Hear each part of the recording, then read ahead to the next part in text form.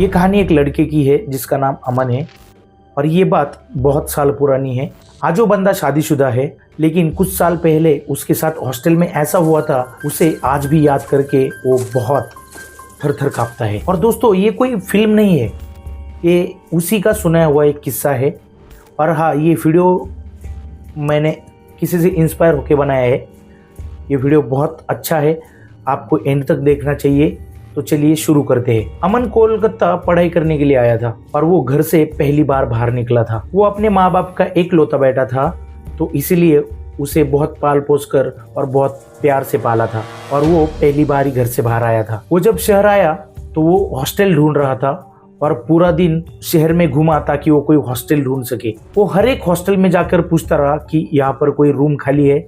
वो बहुत जगह घूमा और उसे रूम कहीं भी नहीं मिला और उसे हर जगह एक ही जवाब मिला कि यहाँ पर ऑक्यूपेंसी फुल है। शाम हो गई, रात होने वाली थी। अमन एकदम थक चुका था और अब सोचने लगा कि अगर घर पर फोन करूँ तो माँ बाप टेंशन लेंगे और अगर यहाँ पर रात बितानी है तो फिर रोड पर कैसे रात बिता सकता हूँ। और ऐसे ही वो आगे रास्ते से चल रहा था और आगे जाते जाते उसे एक पुरानी सी बिल्डिंग दिखी और उसके पास वो आखिरी उम्मीद थी। एक पुराना सा और एक अजीब सा हॉस्टल उसे दिखा और जो थोड़ा सुनसान सा लग रहा था। अमन उस आखिरी हॉस्टल तक पहुंचा और वो हॉस्टल बहुत ऐसा पुराना सा लग रहा था। दीवारों पे ऐसी सीलन लगी हुई थी और दीवार पे ऐसा टूटा फूटा कलर भी लगा हुआ था। नीचे ग्राउंड फ्लोर पर बहुत छोटे लड़के खेल रहे थे और एक गेट के पास एक बुजुर्ग आदमी बैठा हुआ था जो गार्ड था, जो बेसिकली वहां का गार्ड था। अमन ने पूछा कि भाई यहाँ पर कोई रूम खाली है क्या? गार्ड ने बिना देखे बिना सोचे उसे बोल दिया कि नहीं, यहाँ पर कोई रूम खाली नहीं है। अमन ऑलमोस्ट रोने ही वाला था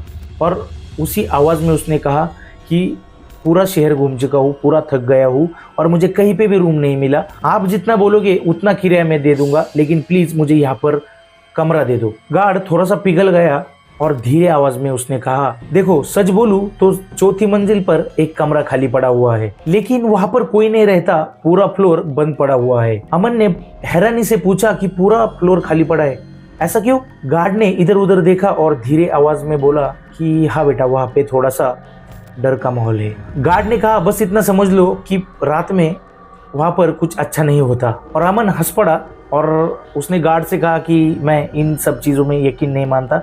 आप भूत प्रेत की बात कर रहे हो क्या? मैं इन चीजों में नहीं मानता, ऐसा उसने गार्ड से कहा। उसने गार्ड से कहा कि प्लीज वो कमरा मेरे को दे दो, तो उसकी जिम्मेदारी पूरी मेरी होगी, क्या होगा मैं मेरा देख लूंगा, आप बस मुझे कमरा दे दो। गार्ड तो पहले मना ही कर रहा था। चलो ठीक है, तुम इतनी जिद कर रहे हो तो मैं तुम्हें एक कमरा दे देता हूँ जो चौथी मंजिल पर है। लेकिन उसने कहा, चौथी मंजिल पर जो कमरा है कई सालों से बंद पड़ा हुआ है और वहां पर डबल ऑक्यूपेंसी वाला बेड है।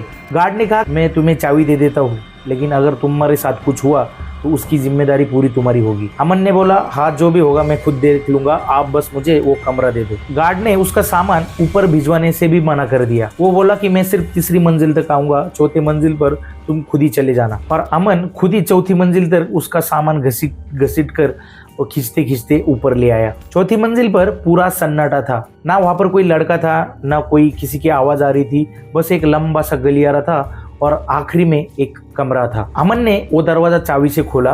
वो दरवाजा ऐसा अटक रहा था तो अमन ने उसे जोर से धक्का दिया तो वो ऐसा चर करके आवाज से खुल गया। अंदर चारों तरफ ऐसे जाले फैले हुए थे, क्योंकि बहुत सालों से वहां पर कोई नहीं रह रहा था, तो वैसे पूरा कमरा ऐसा धूल से भर गया था। कमरे में डबल बेड था, 2 लोगों के रहने लायक जगह थी, लेकिन अभी तो फिलहाल अमन अकेला ही था उस कमरे में। उसने सोचा कि कमरा मैं कल साफ कर लूंगा, आज मैं बहुत थका हुआ हूँ तो मैं अभी बस एक बेड पे सो जाता हूँ। उसने अपने कपड़े बदले और बिस्तर पर लेट गया और उसे बिस्तर पर लेटे लेटी उसे इतनी भारी नींद लग गई कि वो सो गया। कुछ देर बाद अमन की आंख खुली और उसे लगा कि वो बहुत देर से सोया है। उसे लगा कि वो पूरे 14-15 घंटे सोया है, ऐसा उसको लगा। जब वो उठा तो उसने घड़ी देखी और घड़ी में सिर्फ 10 मिनट ज्यादा हुए थे। अगर वो रात के 8 बजे सोया था तो 8:10 पर वो उठा था, मतलब वो 10 ही मिनट सोया था। अमन एकदम ऐसा हैरान हो गया। उसने सोचा कि मुझे ऐसा क्यों लग रहा है, मुझे ऐसा क्यों फील हो रहा है कि मैं बहुत देर से सोया हूँ, पूरी रात सोया हूँ और मुझे इतना फ्रेश कैसे महसूस हो रहा है। वो फिर लेट गया और उसे नींद नहीं आ रही थी, इसलिए वो घड़ी देखते देखते लेट रहा था और ऐसे करवटें बदल बदल कर वो उस घड़ी को देख रहा था। और ऐसे ही करते करते 12:30 बज गए। उसे लग रहा था कि वो बहुत देर से इस कमरे में है, लेकिन समय कुछ घंटे का ही बीत गया था। अमन ने थोड़ा टाइम अपने मोबाइल पर बिताया और उसे नींद नहीं आ रही थी, तो उसने सोचा कि मैं थोड़ी किताब पढ़ लेता हूँ। तो फिर उसे लगा कि मैं सो जाऊँगा। इस टाइम रात के 2 बजे थे और लैम्प जो था उसका वो थोड़ा सा ही जल रहा था और बाकी सब जगह पे अंधेरा था। अमन किताब पढ़ रहा था, तब उसे ऐसा लगा कि दरवाजे के पास वाली जो खिड़की है, उस खिड़की के पास से कोई गुजरा हो। उसे लगा कि गार्ड होगा, रात के समय है तो यहाँ से गुजर रहा होगा। उसने दरवाजे की ओर देखा, एक हल्की सी परछाई दिखी और एक ही सेकंड में वो गायब भी हो गई। जब थोड़ी देर बाद वो गेट की साइड पर मुंह करके लेटा, तब उसे पर्दे पर साफ साफ दिखाई दिया कि पर्दे के पास से कोई गुजरा हो और उसे वो परछाई एकदम बारीक दिखी। इस बार वो घबरा गया और जोर से बोला कि कौन है बाहर, कोई है? और उसे कोई जवाब नहीं मिला और उसने मन ही मन में सोचा कि नीचे वाले लड़के मजाक कर रहे होंगे, अगर मैं उनको रिएक्ट करूंगा तो मेरा और मजाक बनाएंगे। उसने ये सब अनदेखा कर दिया और कमरे की अंदर की कुंडी लगा के उल्टा मुंह करके सोने की कोशिश करने लगा और कुछ देर बाद वो सच में सो गया। सुबह 8 बजे उसकी नींद खुली और सूरज की रोशनी बाहर थी, चिड़िया की चहचहट और हवा में बहुत ज्यादा ताजगी थी। उसने सोचा कि कल जो मेरी थकान थी वो सब उतर गई है, अभी पढ़ाई करनी है और अपने वो जिस काम के लिए आया था, जिस कोर्स के लिए आया था, उस कोर्स पे उसे फोकस करना था। और अमन ने तभी दरवाजा खोला और ताजी हवा लेने के लिए खिड़कियां भी खोल दी। तभी गलियारे से एक लड़का आया, कंधे पर बैग लटकाए हुए और एक बैग नीचे से ऐसे घसीटते हुए लेके आ रहा था। वो अमन के दरवाजे के सामने आके रुका और उसने कहा कि तुम अमन हो? अमन ने सिर हिलाया। वो बोला मैं विशाल हूँ, मुझे नीचे एक गार्ड ने भेजा है। गार्ड का अर्थ कि 4थी मंजिल पर डबल ऑक्यूपेंसी वाला कोई बेड है और मुझे उसे तुम्हारे साथ शेयर करना है। ये बात सुनकर अमन बहुत खुश हो गया और मन ही मन में सोचने लगा कि अभी किराया भी आधा हो जाएगा और जो उसे डर लग रहा था वो भी अभी हट जाएगा। अमन बोला आओ आओ दोस्त, अंदर आ जाओ, सामान रखो, अभी हम दोनों रूममेट है। चीज वो दोनों बातें करने लगे। विशाल ने कहा कि वो एमपी से है और दोनों का कोर्स भी सेम ही था और धीरे धीरे उन दोनों की दोस्ती हुई और दोनों ने अपना पास्ट एक दूसरे से शेयर करा। दोनों को बचपन में बुली किया गया था और ये भी बात उन दोनों में कॉमन थी। दोनों शाम तक कोर्स, लाइफ और फ्यूचर के बारे में दोनों एक दूसरे से बातें करते रहे। अमन को लगा अब सब सेट है, अब कोई डरने की बात ही नहीं है। और कमरे का ये सीन था कि जो दरवाजा था उसी के बगल में एक खिड़की थी और उस खिड़की पर एक पर्दा लगा था और उसी के अपोजिट साइड में बैक साइड पे एक छोटी सी खिड़की थी जहाँ से पूरा जंगल का इलाका दिखता था। लगभग 2-2:30 बजे अमन की नींद खुली और उसे एक ठक ठक की आवाज आने लगी। ठक ठक ठक। पहले उसने सोचा कि ये जो आवाज है ये बाहर से आ रही है, लेकिन जब उसने ध्यान दिया तो उसे पता लगा कि आवाज जो है ठक ठक ठक ये घर के अंदर से ही आ रही है, मतलब उनके रूम से ही आ रही है। पहले वो उठकर बैठा और उसने देखा, लेकिन अंधेरे में आंखें एडजस्ट होने में थोड़ा सा टाइम लगा। तब उसने देखा कि ये जो आवाज है वो दरवाजे की तरफ से आ रही है। उस दरवाजे से एक कील बाहर आई हुई थी और उसी पर विशाल अपना सर ठक ठक ठक ऐसा करके मार रहा था। और अमन जोर से उठा बेड से और भाग के विशाल के पास गया और उसे खींचकर पीछे ले आया और तुरंत अपनी रूम की लाइट ऑन करी। लाइट जलते ही जैसे विशाल होश में आया और उसके सर पर बहुत बड़ी चोट आई थी और सर खून से पूरा भरा हुआ था। और तभी अमन उस पर चिल्लाया और अमन ने कहा कि ये क्या कर रहा है, तू पागल हो गया क्या, ये सब क्या कर रहा था? और विशाल खुद घबरा गया और उसने कहा था मैं सो रहा था, मेरे को नहीं पता क्या हुआ, मैं बस सो रहा था, जब तुमने मुझे ऐसा झटका दिया तो फिर मैं होश में आ गया। कील की जो नुकीली साइड थी वो बाहर की साइड से थी, इसीलिए विशाल मरते मरते बचा, वरना वही उसकी मौत हो जाती। अमन ने किसी तरह उसके सर पर एक पट्टी बांधी, उसे पानी पिलाया और उसे सुला दिया और रात भर उसी के पास बैठा रहा। दोनों सुबह में कॉलेज ही नहीं जा पाए। दूसरे दिन शाम तक अमन ने विशाल की पूरे दिन भर देखभाल करी। अमन ने विशाल से कहा आज रात मत उठ जाना, अगर तुम्हें कुछ भी महसूस हो, कुछ भी दिखाई दे तो प्लीज मुझे उठा देना और मैं हूँ तुम्हारे पास, यहीं पर बाजू में ही सोया हूँ। रात फिर वही 2 से 2:30 बजे का समय। पूरा हॉस्टल शांत। पूरे हॉस्टल में उनके अलावा उस 4थी मंजिल पर कोई भी नहीं था और इस बार अमन की आंख सिसकियों की आवाज से सुनी। Who who who. अमन फिर से उठा उसने इधर उधर देखा तो विशाल उसके बेड पर नहीं था। वो घबरा गया और उसने गेट की तरफ देखा कि कहीं विशाल उस गेट की तरफ तो नहीं है। तो उसने देखा कि अब जो आवाज आ रही है वो बेड के नीचे वाली साइड से आ रही थी। तो उसने अपनी टॉर्च जलाई। वहां विशाल बैठा हुआ था, घुटनों को पकड़कर नीचे देख रहा था और उसका सर नीचे था और वो नीचे ही देख रहा था। उसके सर पे जो पट्टियां लगी हुई थी वो भी खुली हुई थी और वो जोर जोर से रो रहा था। अमन की जान ऐसे सूख गई, उसे बहुत डर लगा। तब अमन चिल्लाया और उसने कहा, तू क्या कर रहा है नीचे, ऐसा क्या कर रहा है तू? लाइट जलाने के लिए अमन स्विच की ओर भागा। तभी विशाल ने उसका हाथ उठाकर उसे जंगल वाली साइड की जो खिड़की है उस तरफ इशारा करा। अमन धीरे धीरे उस खिड़की की तरफ मुड़ा और उस पर जो पर्दा लगा हुआ था ऐसा लग रहा था कि किसी ने उस पर्दे को जोर जोर की हवा से उड़ाया हो। खिड़की के बाहर संकरा सा जो रास्ता था और वहां बाहर विशाल खड़ा था। वहां पर एक जोर से बिजली चमकी और उस बिजली चमकने की जो लाइट होती है वो लाइट में विशाल का चेहरा अमन को साफ दिखाई दिया। आंखें नहीं थी, चेहरा पूरी तरीके से फटा हुआ था और मुंह अजीब तरीके से खुला हुआ था। उसने तुरंत नीचे देखा तो बिस्तर के नीचे बैठा हुआ विशाल, उसे वहां वही विशाल दिखाई दिया जिसने उसके सर पर पट्टी बांधी थी। उसका आखिरी रिएक्शन बस इतना था कि उसी वक्त अमन बेहोश होके वहीं पर गिर पड़ा और वो वहां कितनी देर तक बेहोश रहा और उसे खुद को भी नहीं पता। जब उसकी आंखें दोबारा खुली तो वो अपने बिस्तर पर लेटा हुआ था, लेकिन इस बार वो हिल भी नहीं पा रहा था, बस आंखें चल रही थी। बाकी सब उसका शरीर एकदम ऐसा जकड़ा हुआ था, वो थोड़ा भी हिल नहीं पा रहा था। उसे महसूस हुआ कि वो बहुत टाइम से एक ही जगह पर लेटा हुआ है। उसे लगा कि शायद पूरा दिन निकल गया हो। तभी बाई साइड पर जो खिड़की थी वो खटखट आवाज करके ऐसी थोड़ी थोड़ी ऐसी खुल गई। तब उसे दिखाई दिया कि कोई रेंगते हुए अंदर आ रहा है, जैसे कोई बड़ी मुश्किल से चढ़कर कोई अंदर घुसा हो। थोड़ी देर बाद वो साफ दिखने लगा कि वो एक लड़की थी और वो न्यूड तरीके से मतलब बिना कपड़े की उसके सामने से गुजरी। वो सीधे दूसरे बेड की तरफ गई और वहां पर नीचे गिर पड़ी। वो चिल्ला रही थी, प्लीज मुझे छोड़ दो, मैं पुलिस में कंप्लेंट कर दूंगी, प्लीज मुझे छोड़ दो। अमन कुछ भी नहीं कर पा रहा था, बस वो उसकी आवाज सुन रहा था। फिर उसे कुछ लड़कों की हंसी हुई आवाज आई। 2-3 लड़के थे जो बेड के आसपास ही थे और उसे जोर जोर की हंसने की आवाज आने लगी। थोड़ी देर बाद उस लड़की के चीखें धीरे धीरे कमजोर होने लगी और हल्की हल्की सिसकियों में बदल गई। अमन समझ गया था कि उसके साथ में बहुत बुरा हो रहा है और तभी उसी तरह की ठक ठक ठक ऐसी आवाज फिर से शुरू हो गई। अमन ने अपनी आंखें इस बार दरवाजे की तरफ घुमाई। उसने फिर वही देखा कि विशाल अपना माथा उस कील पर ठक ठक ठक करके मार रहा था। इस बार वो बहुत जोर से मार रहा था, 1 2 3 धाड़ धाड़ धाड़ करके। इस जोरदार आवाज के साथ में उसका सर फट गया और वही वो गिर पड़ा।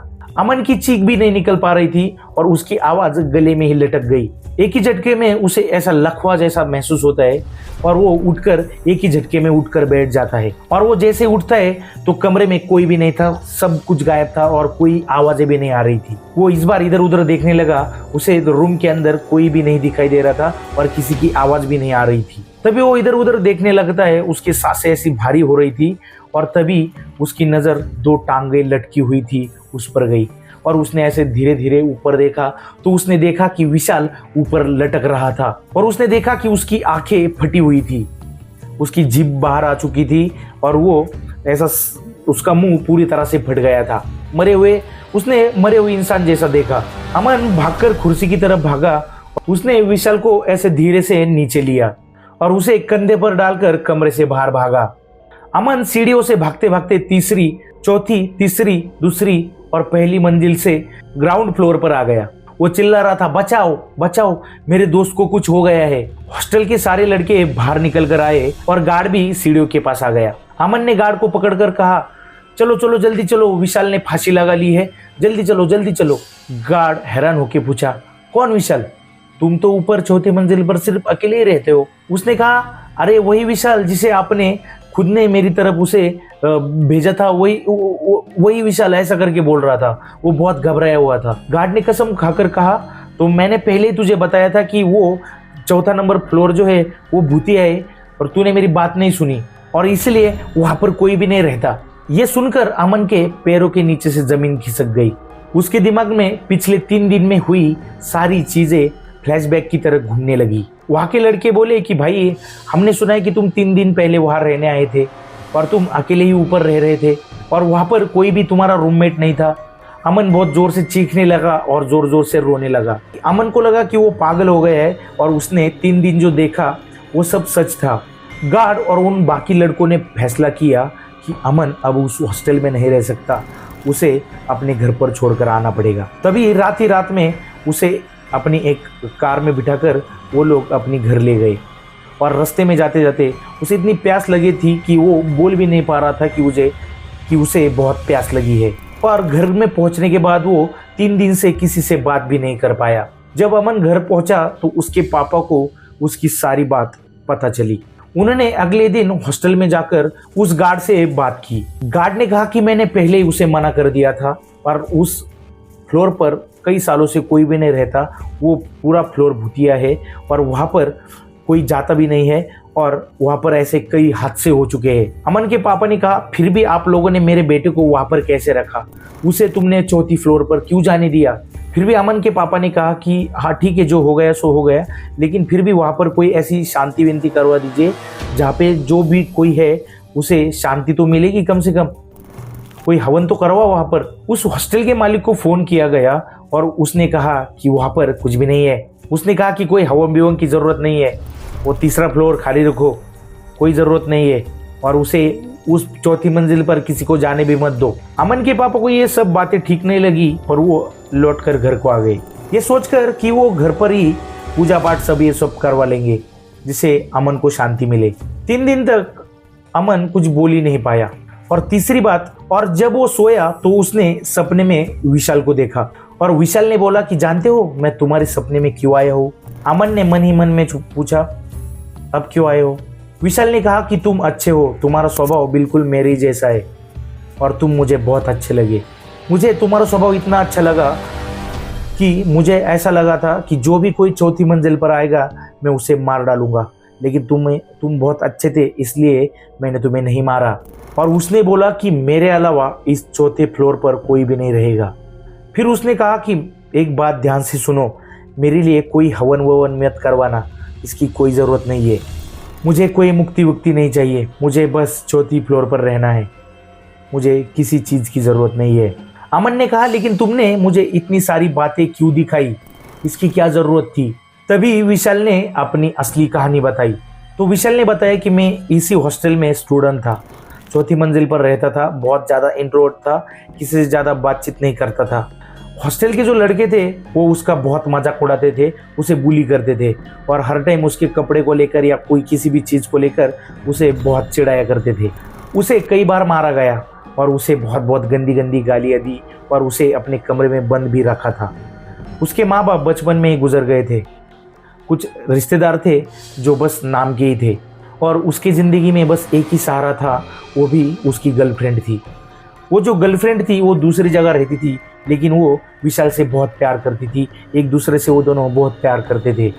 एक रात विशाल को लगा कि वो बहुत टूट गया है, वो खुद को बर्दाश्त नहीं कर पा रहा था, बहुत टूट चुका था। तभी उसने अपनी गर्लफ्रेंड को अपने कमरे में बुला लिया एकदम चुपके से। रात का समय था और वैसे भी 4थी मंजिल एकदम खाली थी और शांत सी जगह थी।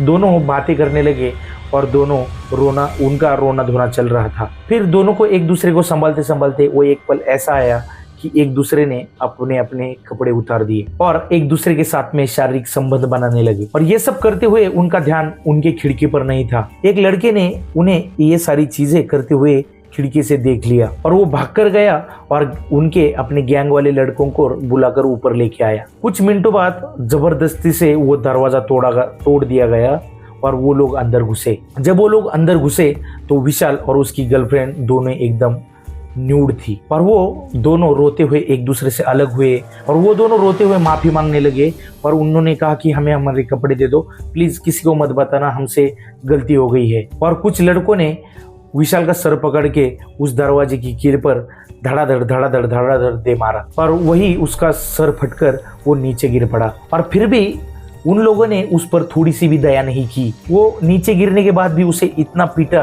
कि उसे मारकर नीचे छोड़ दिया। ऐसे जैसे कि उसे गोली वोली मार के सब ऐसे उसे निपटा दिया। और उसकी जो गर्लफ्रेंड थी उसके साथ उन लोगों ने बहुत गंदा काम किया। वो चीखती रही, चिल्लाती रही, लेकिन उसकी किसी ने भी उसकी हेल्प नहीं की। और सारा मामला छुपाने के लिए उन लोगों ने विशाल की डेड बॉडी ऊपर पंखे से लटका दी ताकि वो लोग इस चीज को सुसाइड दिखा सके। हॉस्टल वाला जो उनके साथ एक बड़ा लड़का था, उसके पापा बहुत पावरफुल थे, बहुत पैसे वाले थे, और उन्होंने ये केस एकदम से दबा दिया। रिश्तेदारों को बस इतना बताया कि विशाल ने सुसाइड किया है, और उसके किसी भी रिश्तेदार ने उसके बारे में पूछने की कोशिश भी नहीं करी। और धीरे धीरे उसकी जो आत्मा है वो चौथी मंजिल पर भटकने लगी। पहले लोगों को चौथी मंजिल पर बस रोने की आवाज सुनाई देती थी, लेकिन बाद में उन्हें परछाई दिखने लगी, और किसी को तो वहां पर चौथी मंजिल पर ऐसा कुछ दबाव ही महसूस होता था। आखिरकार हॉस्टल वालों ने वो पूरी जो चौथी मंजिल थी उसे पूरी तरह से बंद कर दिया। विशाल ने अमन के सपने में एक आखिरी बात कही। उसने कहा कि चौथी मंजिल पर हवन करवाने की कोई जरूरत नहीं, अब जो पूरा चौथा फ्लोर है वो पूरा मेरा है, मैं किसी को ऊपर रहने नहीं दूंगा, अब ये जो चौथी मंजिल है वो मेरी है।